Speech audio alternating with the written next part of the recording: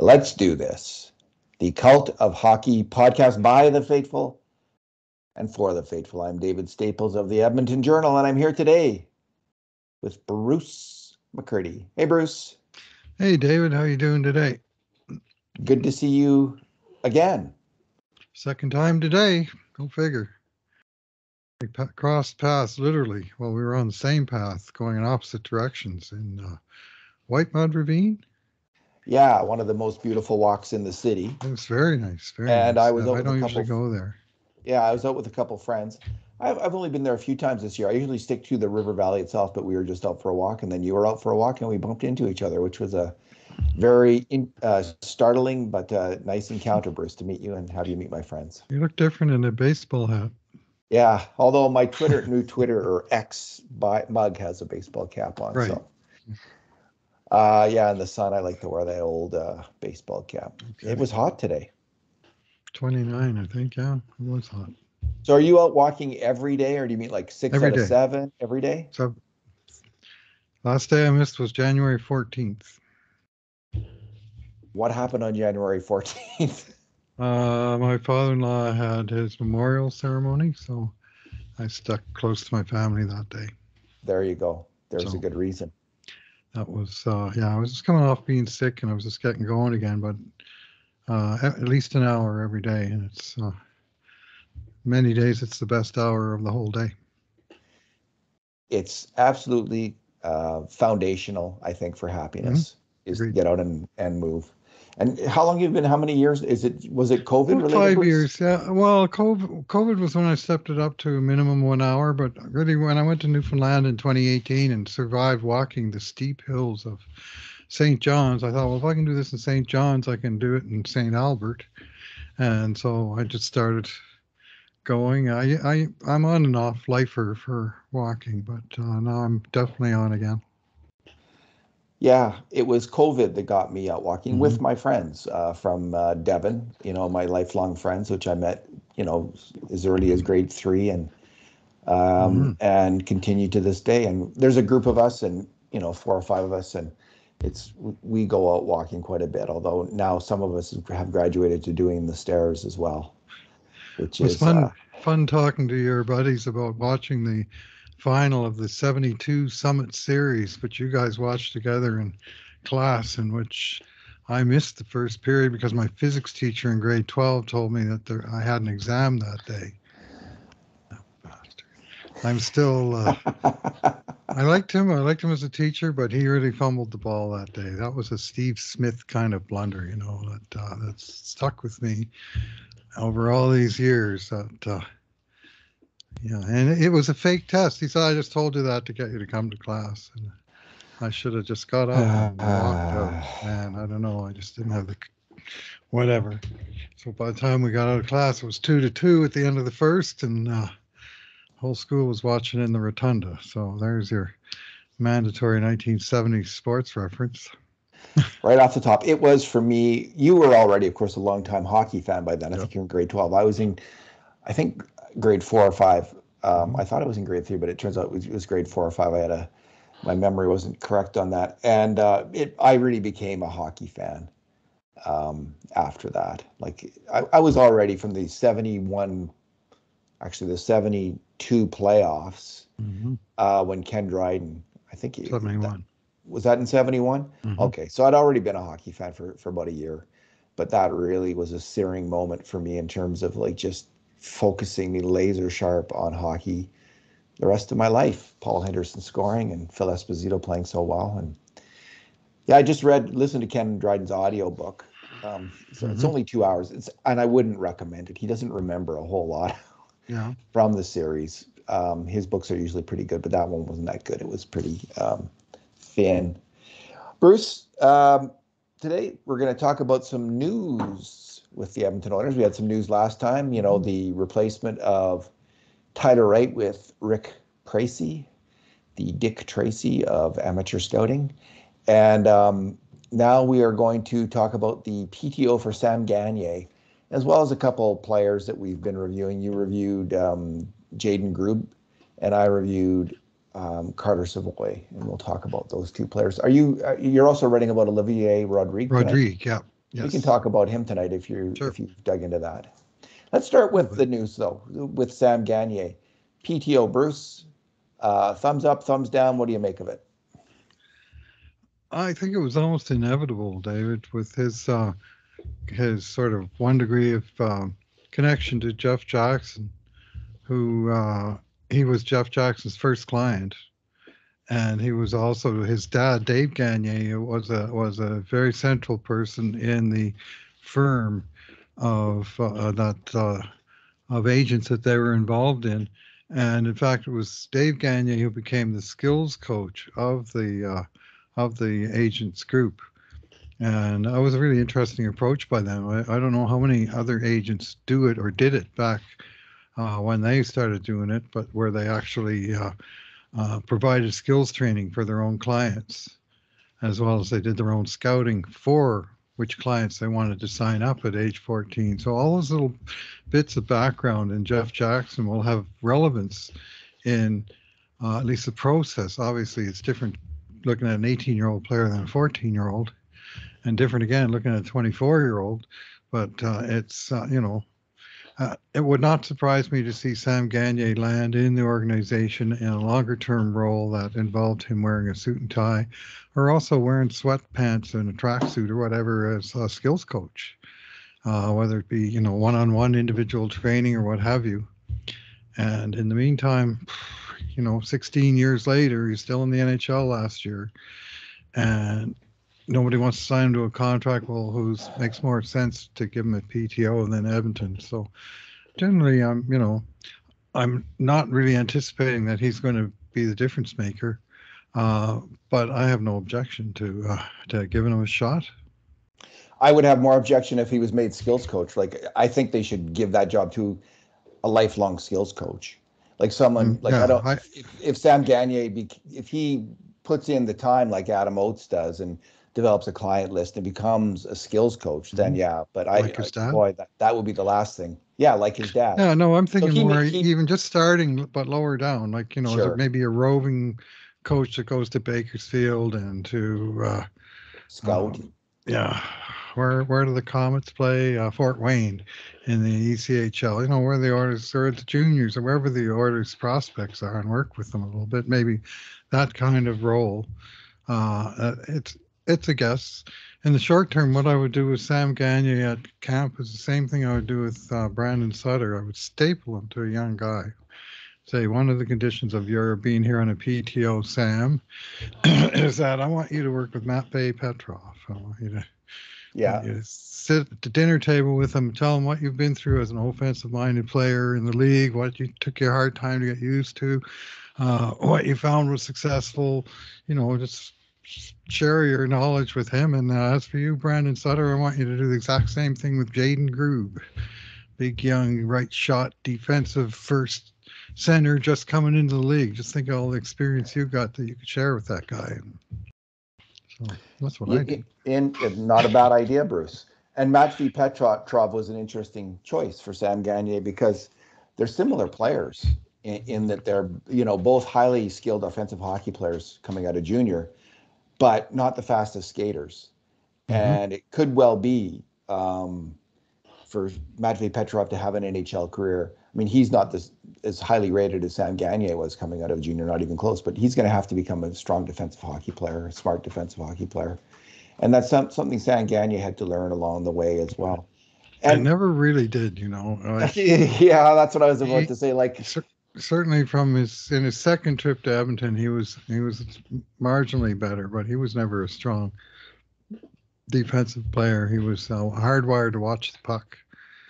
And I agree. And this is why, like, some people are kind of like, we're selling him as a gritty player who can add to your fourth line some defensive prowess, and he's learned to kill penalties. And I'll believe it when I see it, Bruce. I've never I don't know about penalty killing seen. Listen, I've never seen or even as a face defensive offs hockey either. player. And this is what now we're getting into why Sam Gagner has me blocked on Twitter because of my repeated criticisms of I think of Really? him as a Wow. defensive. I actually think all players should block all of us Mm-hmm. on Twitter. Like, don't listen to us. But Yeah. anyway, I but I do have criticized him a lot, And I agree with you. I just don't see him as a very useful fourth line hockey player on this team. Brandon Sutter, if he's healthy, and can still skate, there's a slight chance because he has a skill set the Oilers could use at center, big center, tough center. But Sam Gagner, they don't need a winger, smaller winger, who's not particularly physical, not particularly defensively skilled, on this team. And not particularly fast either. Raphael Lavoie would seem to have all the skills that the Gagner would have at a much younger age, and he's way bigger and somewhat ferocious. So anyway, well, I'm not against this. I think it's a favor to Sam Gagner. He's trying to come back. Go ahead. I'll bet you dollars to donuts that Sam is on the plane to Winnipeg in the preseason when the Oilers have to ice a minimum number of NHL veterans to satisfy the minimum league requirement. And that's the game where the PTO guys always get their chance to shine right alongside the Matvei Petrovs and Jaden Grooves of the world. Yeah, Raphael they might as well sit next to each other on the flight, David, there and back. That's what I'm saying. Let's get these guys talking to one another and getting the young guys. Just for a short time, really, potentially that they're going to be around, but get them. These are both character players in my view, Sutter and Gagner. Yeah, I can see. Yeah, I see your point too. Like in terms of reintroducing Sam Gagner to the Edmonton Oilers, I just think that's like a 1 in 20 chance. But in terms of introducing him to the organization again and maybe bringing him into the organization and working towards that, it's more like 50-50. There's every chance he continues his career after the game, and Edmonton is a very high likelihood of being the place that he starts doing it. It could well be the case, and that's not a bad idea to develop people in that regard. So, but yeah, so there's the comment that surprised me. Let me see if I can find it. Was Mark Spector essentially suggesting that Sutter and Gagner would be battling it out for the fourth line center job. Did you see that one? No. All right, let me just see if I can find it real quick here on Twitter. But that's a suggestion that there's this, now that they've got Gagner here, that's what's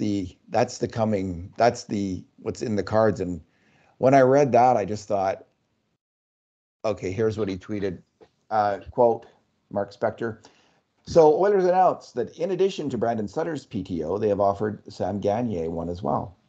There's your battle for the last roster spot at 4C. May the best man win. Unquote. And honestly, I just was a little bit gobsmacked. I don't see either of these guys with any kind of realistic, more than 10% chance of being on the roster, let alone them actually, it's Gagner or Sutter at center. The Oilers have got to do better than that, frankly. And it would be disappointing if they actually are looking for a fourth line center right now, if that's as good as they could have done. What do you have all of these scouts for if they're not scouring the AHL ranks for a 24, 25-year-old center who can take, so they were counting on Noah Philp. He's not coming. But what are these guys doing if they haven't identified one or two candidates that like 24, 25, the new Kevin McClellan kind of idea, where you bring in a guy at that age and he's rugged, defensively responsible, can win faceoffs, and he's in the prime of his career. That's who you need at center, not, all due respect, not these two guys. And where is that player? Where is that signing? So if this is actually the idea, if Spector isn't just spitballing this himself, if he's heard this from someone and this is the plan, this is a terrible plan, Bruce. No, it's not. It's not the plan. There's no way that they're projecting Sam Gagner as a center, right? Maybe Sutter, sure, that's been his career. Gagner last year played 48 games in Winnipeg and took 46 faceoffs, winning 14 and losing 32, I might add. Like, he's never been good at it. And face-offs is not the be-all of center, but what it is an indicator. And the guy that never takes face-offs, there's almost a 0% chance he's playing center the rest of the time, and one of his wingers is taking the draw for him. He's been a winger for a number of years now. He kind of did the Cogliano thing. You know, I came in here thinking he's a high-scoring center, and after years of being sort of medium scoring center, always around 40 points all the time he was here. He moved on, and I think, had his best year in Columbus. I don't think he was playing much center there when he had 50 points. And he's really a utility, depth forward now. His smarts offensively have value, but his skating and his defensive play and his faceoffs, frankly, are historically not great, and the wheels won't be getting any faster at age 34.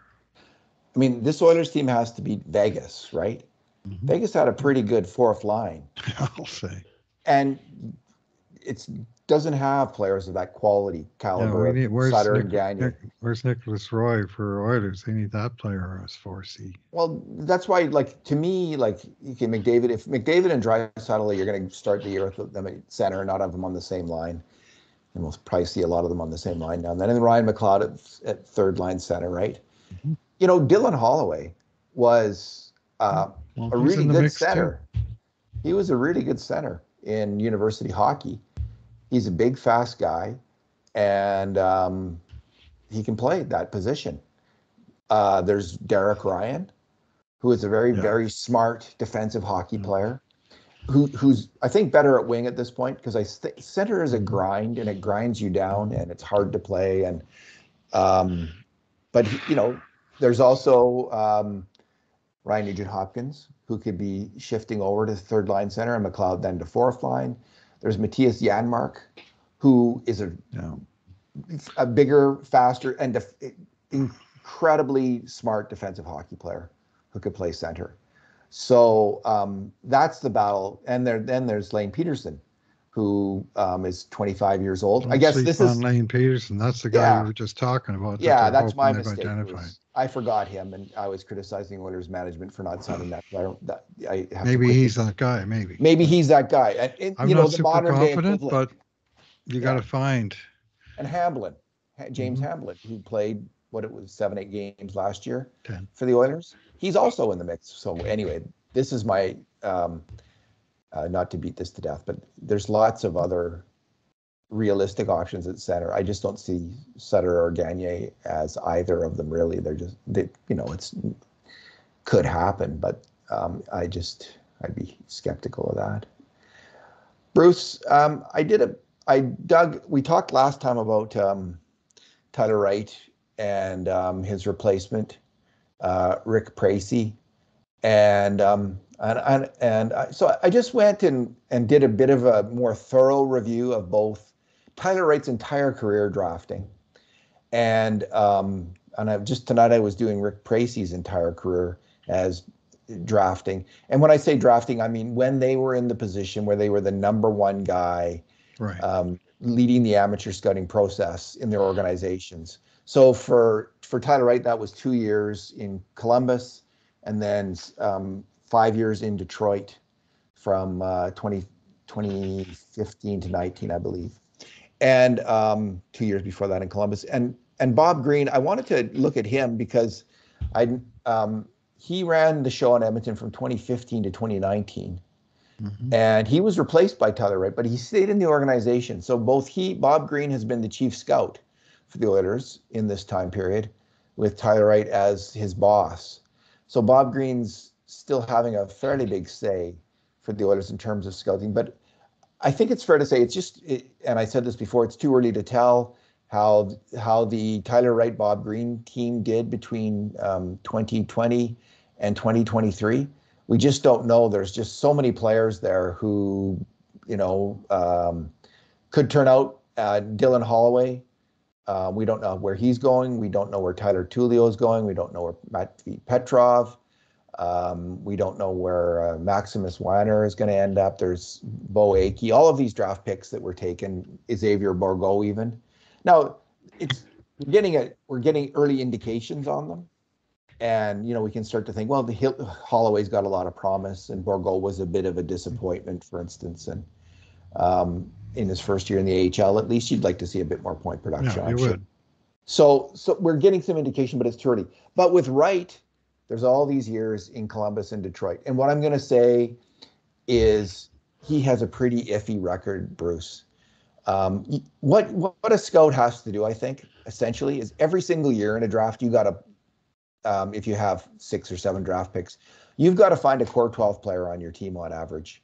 You've got to get a player who's going to come in and replace one of those core 12 guys. That's 12 years in the draft. If you replace one every year, and you do that with decent hockey players, you're going to be you're doing your job. And in 1 in 4 years, if you can hit on a player who's kind of Team Canada quality, who would I see Team Canada as the hardest team in the world to make. So could you make Team Canada, whatever nationality you're on, would you be able to make a team of that caliber?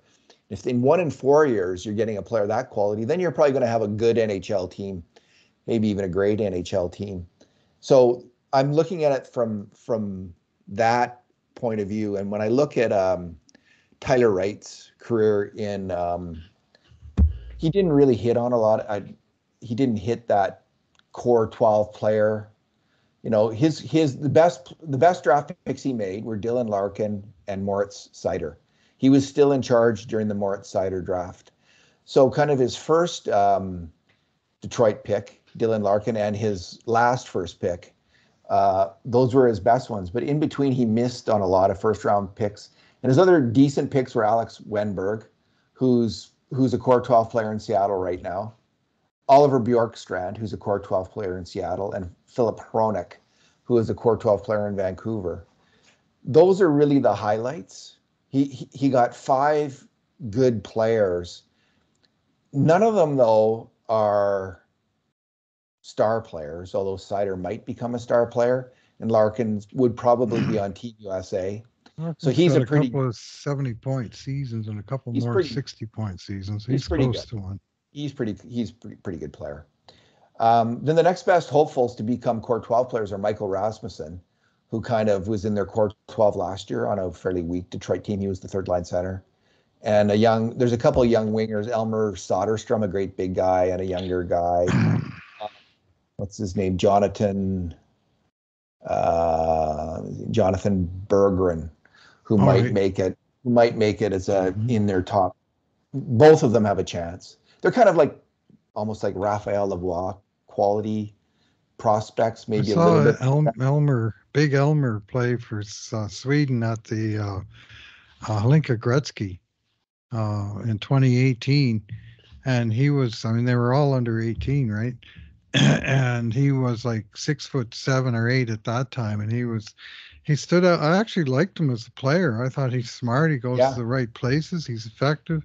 He's not a speedster, but he's probably at that size a little faster than he looks. Not real great reactions. I thought that's a guy with real NHL future, and I was shocked when Detroit got him as late as they did, to be honest, because I saw a tournament. I thought somebody's going to pick that guy in second, third round. And anyway, didn't happen, but. He might make it still. He's very promising. I wouldn't bet against him. He made progress last year. He got 2 or 3 call-ups. If both of those guys make it into the core 12 in Detroit and become good players, then you might say, oh, well, actually, we'll give Tyler Wright a passing mark. But at this point, he had a ton of draft picks, too. Mm-hmm. They had amassed, in some of those years, quite a lot of draft picks, and there's just not a lot. There's a lot of misses in the second and third round and in the first round. So when you look at that, and it's not like the draft record in Edmonton, at least it doesn't stand out right now as sparkling. There's not anything jumping out you as oh, this is for sure going to be good. I think they made the right decision to move on from him. We're not exactly sure, did he move on from them? He's got 1 year left on his contract, but I just think it was whatever happened. It's good they've replaced him. He just doesn't seem to be in the top tier, Bruce, of people doing NHL drafting. He's definitely second tier, below the first group. And you'd have to do a more thorough study to say exactly where he ranks, but he's not among the best in his field. Bob Green, though, I mean, in his time in Edmonton, so he drafted McDavid, which is a no-brainer. But with the 10th pick in the 2018 draft, he drafted Evan Bouchard. And there's lots of players you can take then. It was a fairly deep draft for defensemen. After Bouchard went Noah Dobson, who's become a very good defenseman as well. But the Evan Bouchard pick, I mean, Bouchard is he's a core 12 player, and he is possibly Team Canada quality. Stuart Skinner, 2017, 78th overall, core 12 player, possibly Team Canada quality, mainly because Team Canada's goalie situation isn't that great. But in those Bob Green years, they also took John Marino, 154th overall, and he's a core 12 player, I believe, in New Jersey. They took Kyler Yamamoto, who 22nd overall, was a core 12 player in Edmonton for 4 years here, and could well be again in Seattle. Like he hasn't played well in Edmonton, but he has played in the core 12 consistently. So I did deem him to be of that caliber. He also took Ryan McLeod, 40th overall in 2018, so another core 12 player. So that's 6 of them in 5 years. So he, one of them is McDavid, is a sure thing, but he actually did pretty well. And then there's some other players who are still hopeful in terms of rising up. There's Philip Broberg, of course. There's Raphael Lavoie and Michael Kesselring, who has developed very well unexpectedly and is getting a chance in Arizona, and who knows what his ceiling is there. Now, he's likely not to be a core 12 player, like he'd be a smaller percentage attaining those heights, but it's a possibility. He also drafted Ethan Bear, Caleb Jones, Marcus Niemelainen, Vincent Desharnais, Dmitry Samorukov, who was turned into a good piece in Klim Kostin. So the Oilers got, I think, pretty exceptional value. And I would say that in those years, Bob Green, although he has 2 big black marks against his name, the first is he was part of the group that really wanted to trade for Griffin Reinhart. He was very bullish on Griffin Reinhart in 2015. And very confident in this player. And that obviously was a major mistake, draft day mistake, trading a first and a second round pick for Griffin Reinhart. And the second big mistake is Jesse Puljujärvi, who was the 4th overall pick. Again, probably 80% of NHL teams would have taken Jesse Puljujärvi, 70% with that pick. There's a few that might have taken Matt Tkachuk, and a few might have taken Sergachev, possibly. But it's nonetheless a mistake at this point. You got to do better. Yeah. Sometimes I get criticized for judging the picks in retrospect, saying, well, who would you have picked? And I would say, well, I would have picked Jesse Puljujärvi too. And guess what? I also would have been wrong. As it turned out. We would have been blamed. And that's how it works, right? But you still have to say, was that the best pick available? And in the retrospect, clearly, no, it was not. And, you have to sort of look at all those things in retrospect and try and be clear-headed about it, and also give credit when they got something right, So what do you think of Bob Green, his record, Bruce? What's your take on it? Well, I got started tracking him, of course, when he was with the Oil Kings. Yeah. And he had a fantastic stretch of success there, building and not quite. He left the year before they won the Memorial Cup, but the year after they won the first Ed Chenoweth Cup for the Western Hockey League, and with the powerhouse already built and well underway, and he had a whole bunch of, in the early years when they were not good, very high draft picks, and he really made them count with players who delivered the goods in Edmonton, of whom Griffin Reinhart was one. I mean, he picked that guy when he was 16 years old.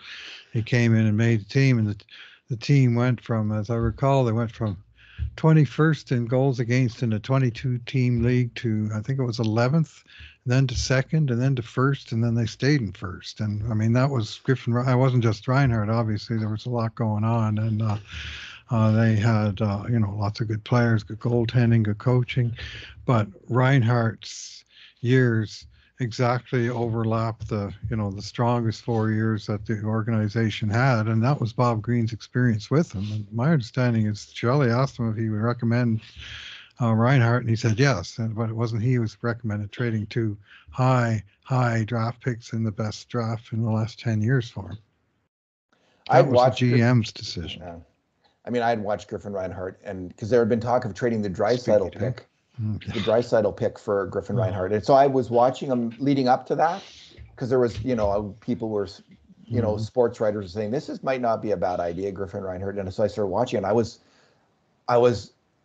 terrified the Oilers would make the move, because when I watched Griffin Reinhardt, even at that time, Bruce, in junior hockey, I just saw a slow hockey player, like a smart hockey player. That was the overriding thing in the end, wasn't it? Slow. And from that Oil Kings Memorial Championship team, there's only one player who's fashioned a strong NHL career, and that's the goalie Tristan Jarry. None of the players, Henrik Samuelsson, Curtis Lazar has been up and down, Mitch Mraz, Cody Corbett, Edgars Kulda, Brett Pollock, Dyson Mayo, and Reinhardt. None of these players, which is interesting because I don't think that's usual for a Memorial Cup championship team. Usually there's a couple players. Yeah. I was shocked. Both them and Portland, really, for all that they met in the finals 3 years in a row. There was very little that really made NHL impacts, And I really liked Henrik Samuelsson, watching him at the time. So, that shows what I know. Like, I didn't like Reinhardt much, but I really liked Samuelsson. And is that it? Yeah, he did get banged up, and he never kind of. He was a Phoenix first round pick, 27th overall. Yeah, he was a pretty promising player. The Oilers took Mitch Mraz, of course, 32nd overall that year, and he never played in NHL games, so he didn't make the list you just gave us. So I think they all at least had a look here, but Mraz never came close. That was a time where there's a little bit too much navel gazing going on, maybe in the Oilers organization and scouting staff. It wasn't the best period for the Oilers, the whole Tambellini era and the McTavish era, really. McTavish did nail his first round draft picks, Nurse and Draisaitl. So we can give him immense credit for those two picks. But other than that, it wasn't the best of times. So I also looked, Bruce, just real quick at Pracey. I was just looking at him tonight. He ran I think it's 5 years in Colorado, running the draft there, and he didn't get a lot of core 12 players, but he did get 6, and so 2 of the 6 that he got were kind of no-brainer picks. They're in that category, maybe even 3. Nathan McKinnon, number 1, everyone's going to make that pick. Gabriel Landeskog, number 2. I think about 80 to 90% of the people in that draft would have made that pick. Or someone just as good. There was quite a few really good players in that 2011 draft. Nugent Hopkins draft, like Hampus. Sean Couturier, if they picked him, he would have looked good, or Scheifele, or, there was a number of top-notch players picked that year. Huberdeau, I think Landeskog was the consensus. I think he was, and they were picking from a strong hand, and they got a good player. So, and Matt Duchene was number 3 overall. So again, not a fairly rote pick on a certain level. He was just a fantastic junior hockey player, and seemed fairly in the 2009 entry draft. Matt Duchene went number 3. But he made 2 other picks in 2009 on which his reputation rests. Ryan O'Reilly was taken 33rd overall, and Tyson Barrie 64th overall. These are brilliant picks, absolutely fantastic picks. His first draft, where he's the boss, he takes Duchene, O'Reilly, and Barrie. These are, kind of historically in the running for the best 3 picks made by a scout in a row. Like the Oilers would be in that. Did Messi and Anderson, were they 1, 2, 3? Yes. In that. In the history of the Oilers. Yeah. We'll take that. That's a better history. That's a better 3. But this is really, really good. But still, these are three pretty high-end NHLers, and Ryan O'Reilly in the second round. Wow. 2009, he got picked in the second round. 2009-10, he played 81 games for Colorado Avalanche in the NHL. you tell me how many second rounders played in the NHL in the very next season, their draft plus 1 year in this century? And I'm going to give you two names, Ryan O'Reilly and Patrice Bergeron. And if there's Wow. another one, I don't know, but both those guys just come right off the, not quite off the board. I mean, second round picks, but to make the NHL at 18 and play great right from the go, they were real exceptions almost always. The guys that can do that are high first round picks. So this was Pracey's, right out of Pracey's stomping ground too, which is the OHL, and O'Reilly was taken out of that, as was Duchesne. Fantastic work.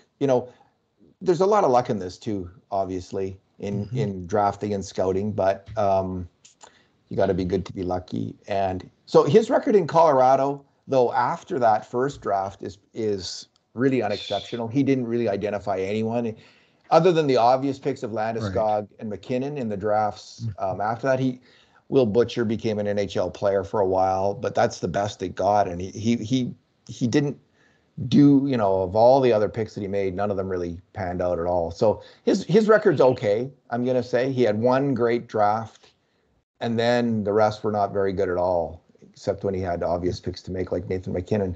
So in Edmonton, though, his role, I'm just guessing, could be wrong, but it's not like in the old days where like Barry Fraser was a scout and he was the scout. And there was one scout or two scouts. Maybe you'd have three guys. They had Lauren Davis. There was one other regular bird dog. But there was a guy in Finland, right? Matty Väisänen. Oh, yes. Yeah. Yeah. And so they had like a bird dog scout. They had a small scouting staff. Yeah. So it's not like the job isn't like that anymore, where he's the guy. It's in some ways, I think it's kind of a managerial role where you got 6 or 7 or 8 or 9 guys working under you. And you have to pick those guys. Your job is actually to properly assess your staff and make sure you have the right people hired. So he's got a lot of experience as a scout, 20 years now as a scout in the NHL, this time as a head scout. So he hopefully he's able to identify young, talented scouts and hire them. That's his job. Right. And then assess their work and make the right call from, based on, he would come in once they're excited about a player, I'm guessing, and give it the second look kind of thing. Yeah, well, other than the 3 first rounders that you named that were, numbers 1, 2, and 3 overall, and McKinnon, Landeskog, and Duchesne. 2010, 17th overall, Joey Hishon, played 13 games. 2012, 41st overall, they traded the first pick. Michael Hurd, no games. In 2011, they had Landeskog, and they also had an 11th overall pick, Duncan Siemens, 20 games. And in 2014, 23rd overall, Connor Bleakley, 0 games.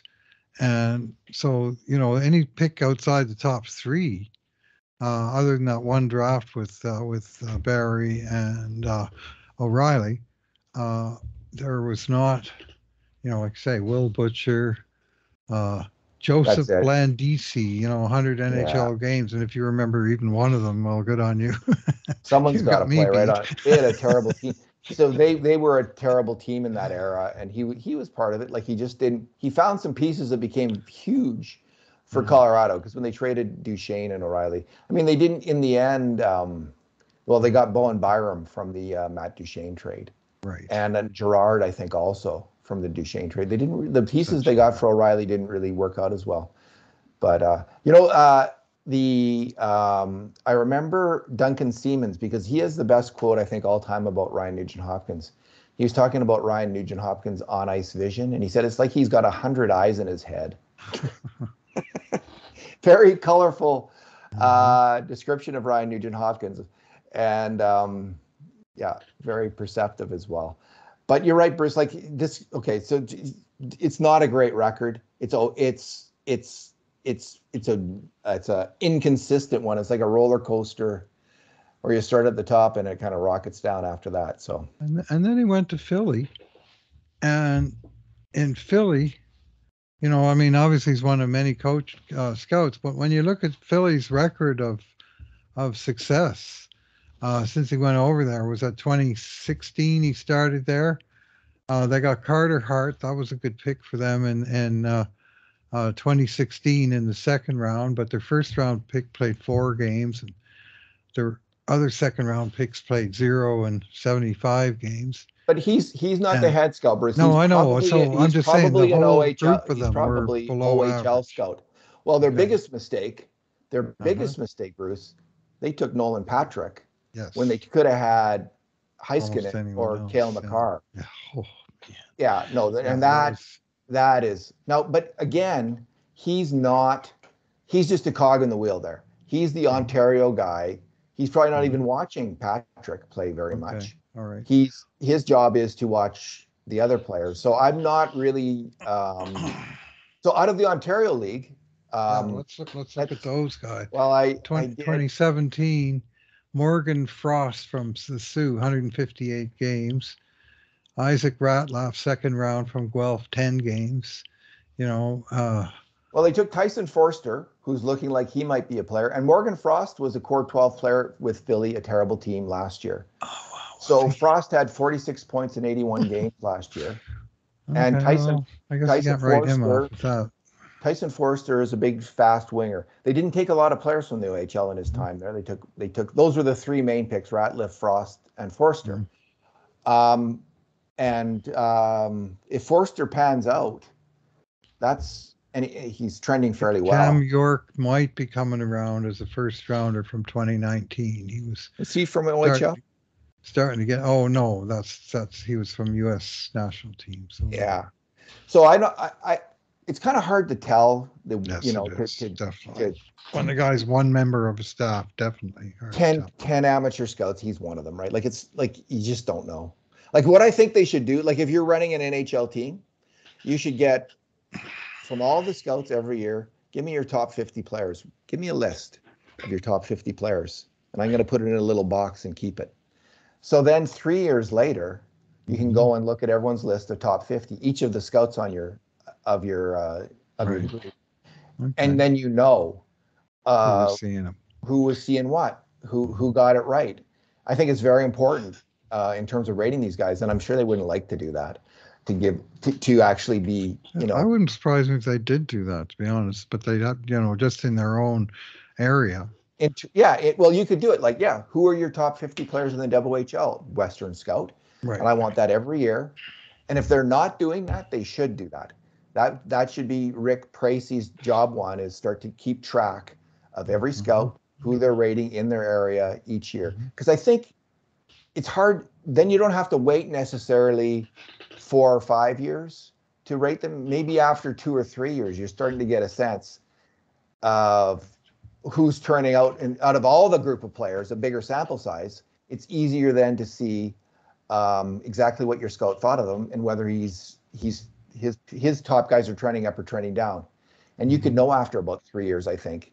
And then after 3 years, if they're getting it wrong, you move on. You get a different scout. You think they're doing that? I hope they Well, are. they kind of just did it, didn't they, with Tyler Wright? Well, a new guy Jackson comes to town and Yep, changes are made. with a Now big broom. that was your theory, and it's probably the correct theory, right? I was thinking, well, it's possible Holland got rid of his own guy, and it is possible, but I honestly more think likely Holland is done after this year. could well be he might want to We'll see. retire. Like not everyone We'll likes see what happens, but I think their transition has begun. not That's everybody my likes the take. grind of working into their 70s, right? Mm-hmm. Yeah. Some people. Uh-huh. Alan Dershowitz is going strong. He just turned 85, and I listen to his podcast now and then. And man, his Uh-huh. sharp is it's unreal how sharp that guy is. But and in hockey, there's Lou Lamoriello, Right. who's 80 now, isn't he? And Mm-hmm. working away. So Yeah. Oh, yeah. There's guys. Bowman, Yeah. Yeah. Scotty But Bowman kept working into his 80s. mhm. And that's what you're going to be doing, Bruce. You're stuck Yeah. on this podcast till you're Well, I was just going to say 97. Holland's my age. It's inevitable he's going to get old, fat, and lazy too. Hey, you're out walking every day. Don't sell yourself short. No negative self-talk on this podcast, my friend.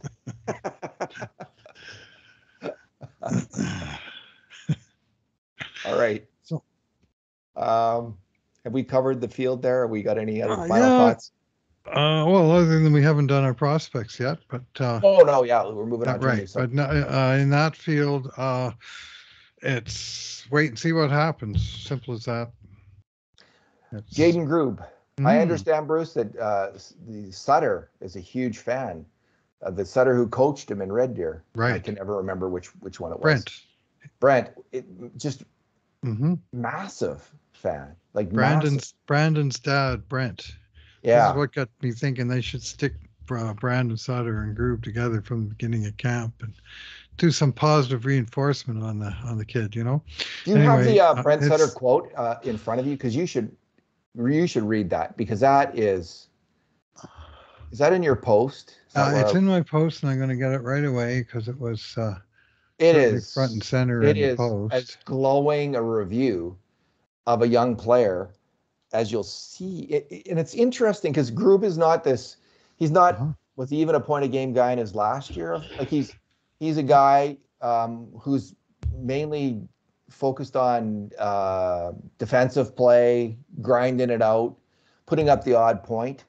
He's on the power play by the end, and he's captain for 3 years. And he's a great big guy, but like he doesn't get signed by New York for some reason. He's third round pick, doesn't get signed. But his coach just is over the moon about the player. So what did he say? Yeah, well, he said we knew right when he was coming back to camp at age 17, we were going to name him captain. It was easy to name him captain just for the traits that he has in his DNA. He's just exceptional at that. He's off the charts. I was extremely happy with him and the Rangers for drafting him because he brings an element that every team needs, especially down the middle of the ice. He's obviously like all young players, they've got to continue to learn and get better and improve and take steps. He does have the Sutter trend to go on and repeat himself in different ways. All of that is so natural for him. When you have that natural ability of leadership qualities, all those things kind of fall in line with it. So he said he put the team ahead of himself, wanted to learn the game as a 16-year-old and a proper way to play. The respect that you see others around the room have for him, the way he carried himself, he's coachable, challenging individuals in the team to be better, yet he would put it on himself and was always aware that I've got to be better for the group. He'd be one of those guys that would say that. And he went on to say, he's one of those guys that plays for keeps every night. His intensity is through the roof. To me, he's going to be a real solid NHL player that brings the toughness that you love down the middle, brings the two-way game down the middle, someone a coach can put in any situation if needed. So his draft year was wiped out pretty much by COVID. He only played 5 games that 5 season. of the 24, and then he had a season-ending injury at age Is that 17. right? Yeah. So then the next season he comes back and he only gets 35 points in 68 games. And that's probably when the Rangers sour on him, right? Because that's They not drafted him after the 5-game season, third round. Yeah. So he's coming back and he has like 35 points in 68 games. But this year, now maybe he soured on them. We don't know. But like we don't know why Group didn't sign there. But he has 67 points in 64 games. Yep. He has 71 penalty minutes. Yep. So this, with that endorsement, I mean, I was like, wow. Like Sutters aren't usually that effusive, I don't find. But well, this is a Sutter style player from everything I'm hearing. Yeah, exactly. Big, hard nuts and bolts, right shot, grinding center that plays for keeps, and hey, we could use one of those. And if we can get one, I mean, he was picked first pick in the third round, number 65 overall.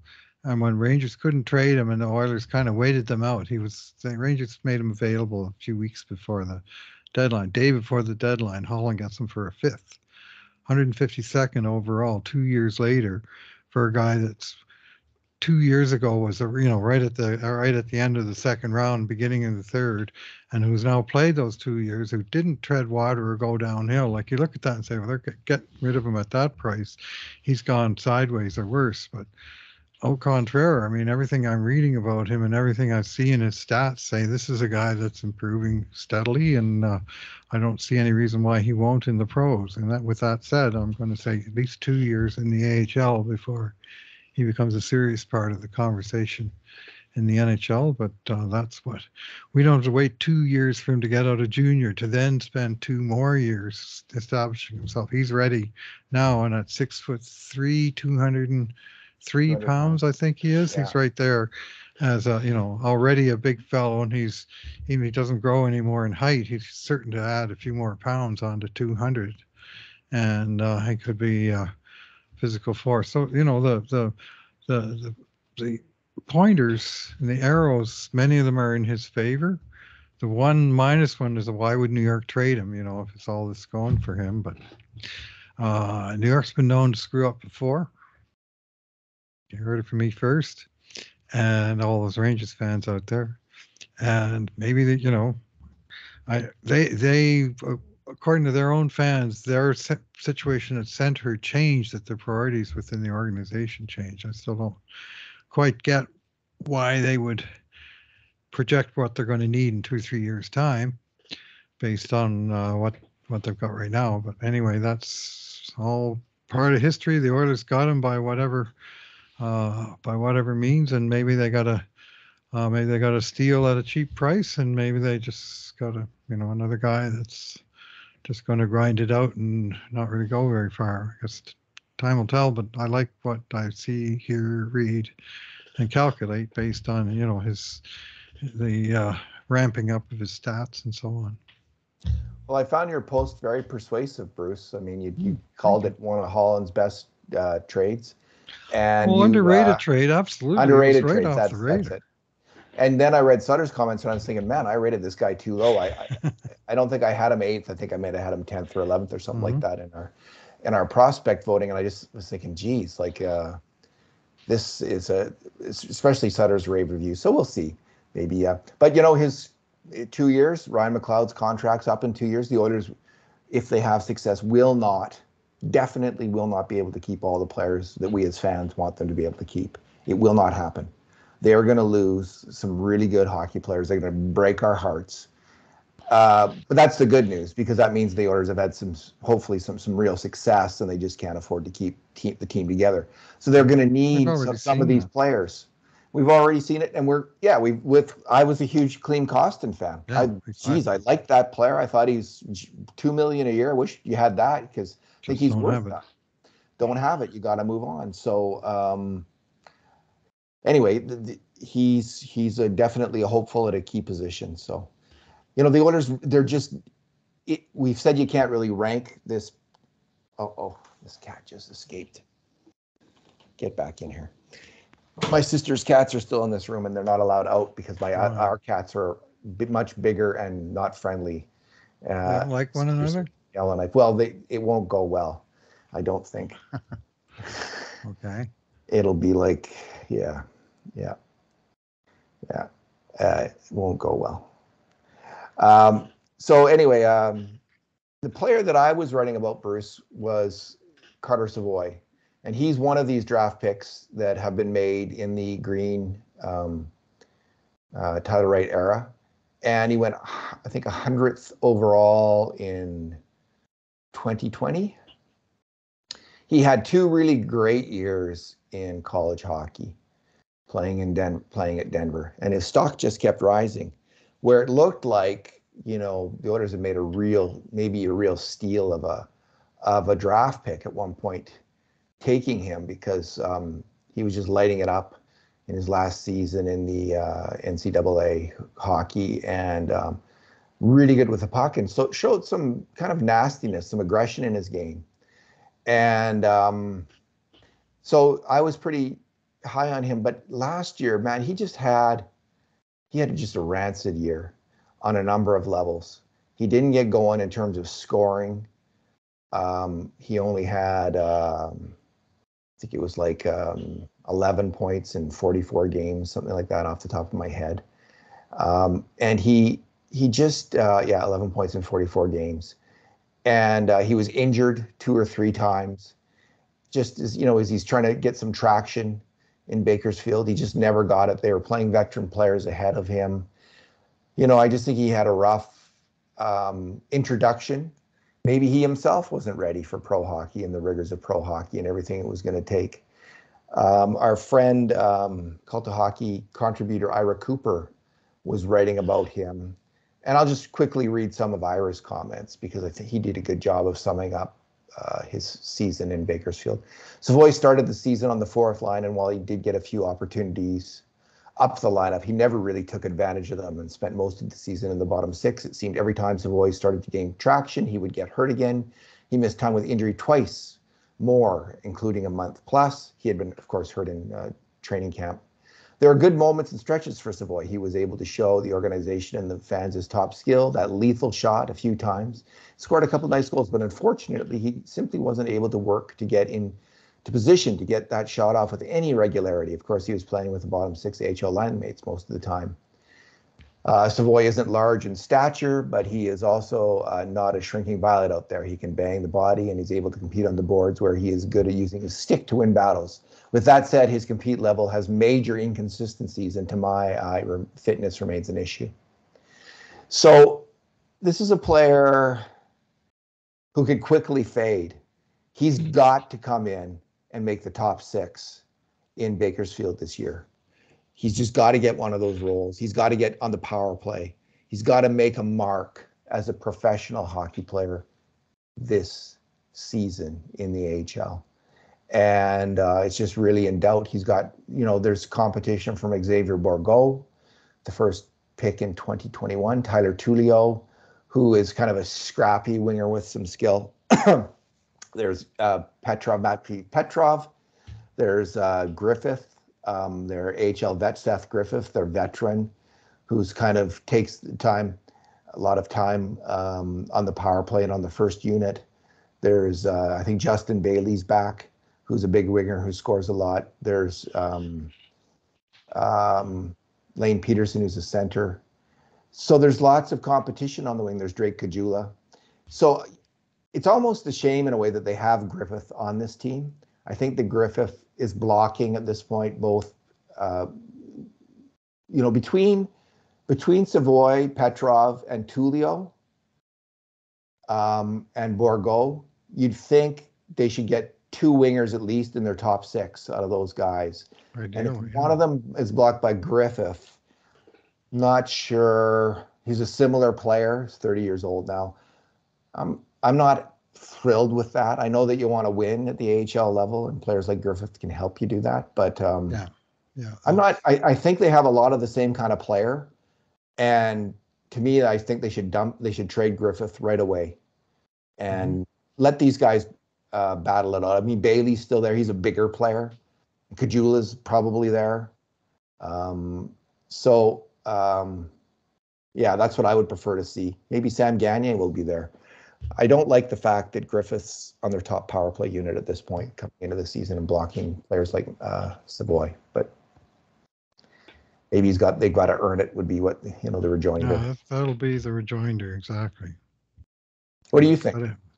Gotta have some, I think all AHL teams have their share of veterans, and the coaches tend to lean on veterans at every level of hockey. We're going to saw it, I think, in the guy we're going to talk about next as well, Olivier Rodrigue, where he got a lot of starts and did pretty well when Calvin Pickard was out. And as soon as Pickard came back, guess who got the lion's share of the starts was the older man. Even as at the end of the year, they both posted 9-12 and nearly identical goals against average as well. But Pickard was definitely the go-to choice with Rodrigue not so much, so he kind of blocked as well. At the same time, you want to have a number 3 organizational goalie down there that you can call up in a injury situation, and you're probably going to want to do that with Calvin Pickard before Olivier Rodrigue if you need to win those games. It's tougher with the goalie, right? Because when your goalie enters an NHL game, he's your number one goalie. He's the only goalie, right? Like by definition, it's like suddenly thrust in the role of number one center, number one defenseman, number one goalie. Like it's a different beast, and you have to. So I'm okay with when I hear you talk about that. I'm okay with that. Like Calvin Pickard, probably Rodrigue got into 29 games. Hopefully he'll step up and grab that number one job this year there, and get into 50 games, and just say I'm the guy. If Campbell or Skinner gets hurt, I'm the guy. Right. With the forward, I mean, I do think you need some veteran forwards. Yeah. But because there's such replication and skill between these four, Lavoie could Right. end down there. Raphael Lavoie could end up in the AHL again. It's just too much of a repetition and skill. And he's a bigger guy. He's more in competition with Justin Bailey, for instance, for that kind of bigger man role on the power play. And it took Lavoie a long time to work his way up onto that power play and start scoring in the second half. And I just see maybe this is a bit of an issue on this team where they've got to make sure. I know Keith Gretzky's down there and there's close oversight, but they're adding some young wingers this year. Two of them in Petrov. Is it two this year that they added? No, I guess Savoy, Tullio, and Borgo were all there last year. And this year they're adding Petrov. So there's these four young, skilled wingers. And also Chason from the Western League, but I'm not sure I would put him in the high skilled category, but he is a young professional turning pro this year that's going to have to find a spot somewhere. And there's Kajula, right, who's probably a point a game player in the AHL. So and is a smaller player too.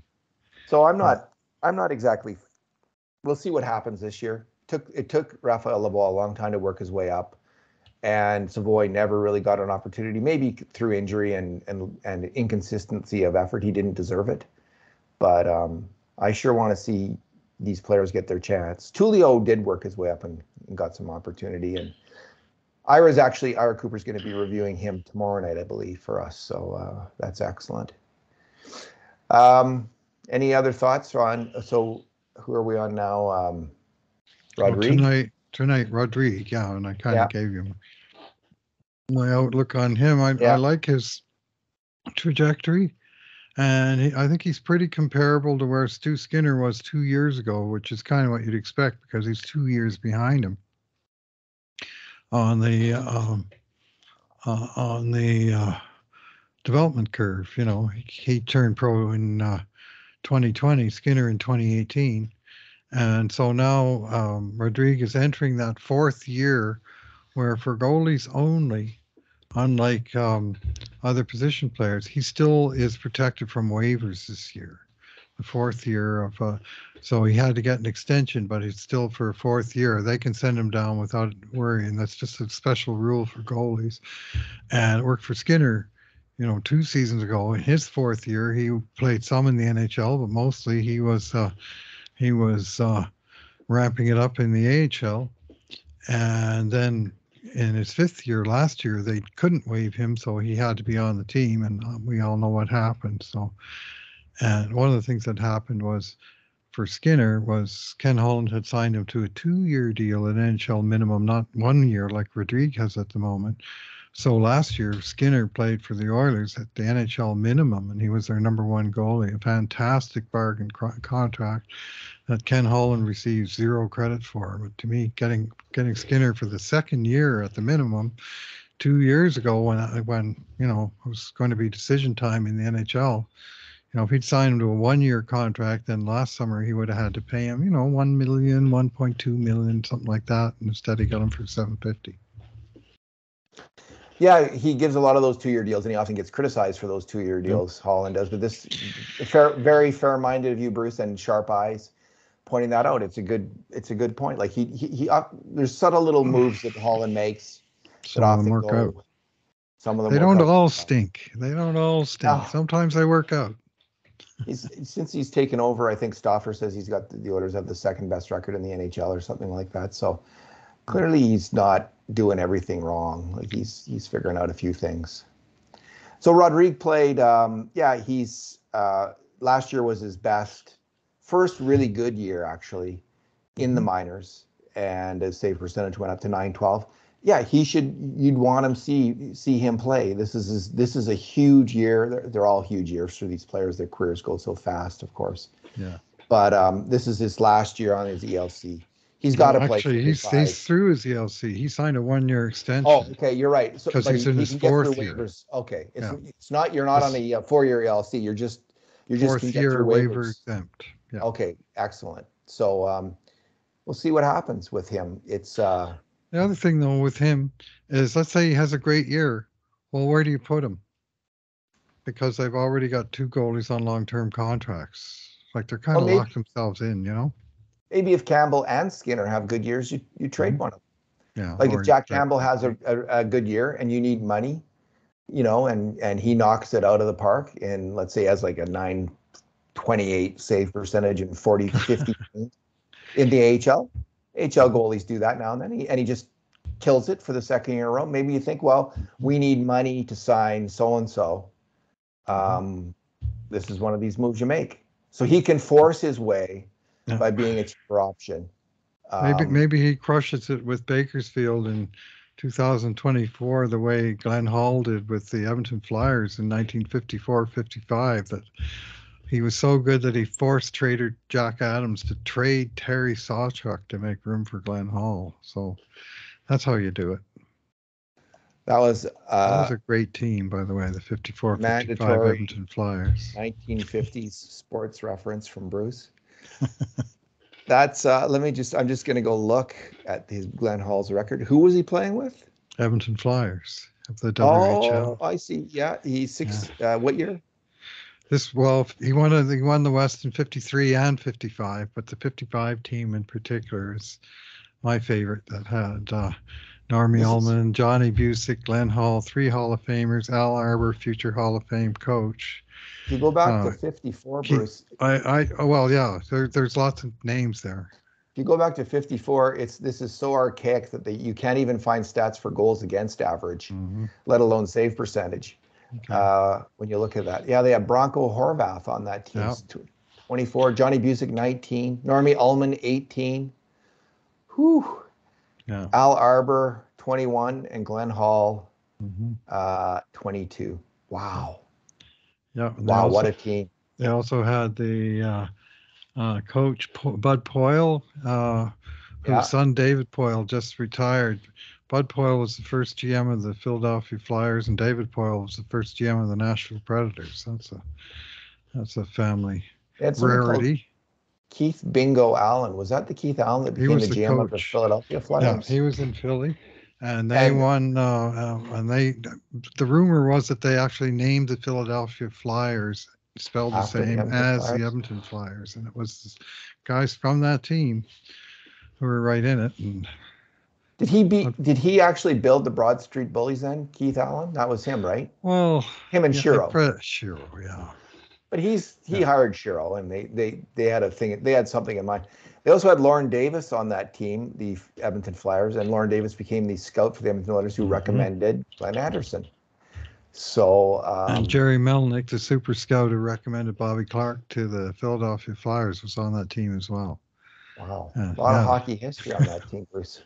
A lot of hockey. Yes, there was. I mean, those were the days you had 6-team NHL, and you kind of had 6-team leagues in the AHL, the CHL, the WHL, that all were feeder leagues to the NHL. But only the very best got through because, of course, there was only 100 jobs available in the NHL at that time, and 6 for goalies. So guys like Glenn Hall, no matter how good they were, got jammed up. They also had Ray Kanasowicz, who was first ever coach of the Edmonton Oilers. 72-73. Alberta Oilers, pardon me. The Alberta Oilers. Yeah, the Alberta Oilers. Yeah. All righty. Are we, anything we've missed? I think we're done. Well, we're covering the 54-55 Edmonton Flyers, so I think we're getting to the pretty thoroughly exhausted all topics point of the podcast potentially here. All right. I think you're right, Bruce. I think you are correct. Bruce, I just want to make one non-hockey recommendation. So as you I don't know, your kids are probably too old to be caught up in the Harry Potter phenomenon. Maybe not. My kids, my eldest son, Jack, is 30. Read all the books. He did, eh? So my kids love those books. And I didn't read the books. I just watched the movies. And I thought, I never got the Harry Potter thing from the movies. I thought it was kind of crappy that the movies were not that entertaining and not that interesting. But I'm now listening to the audiobooks on Audible. And it is one of the most enjoyable entertainment experiences I've had in a long time. Excellent. The books are fantastic. They are fantastic storytelling. It's just as terms of just like forget all the tricks and the plot and the wizard and stuff. Just the coming of age story of these three young people is very well told. And so if you're on Audible and you're looking for something to read, I'm going to recommend that series. It is fantastic if you've never read the books, which I had never done. So. All right. All right. Go wrong with Harry Potter. Apparently not, although the movies, I don't recommend them. Not at all. Yeah. Bruce, thanks for talking. Thanks for listening, everyone. And in the meantime, and in between times, this has been another edition of the Cult of Hockey podcast.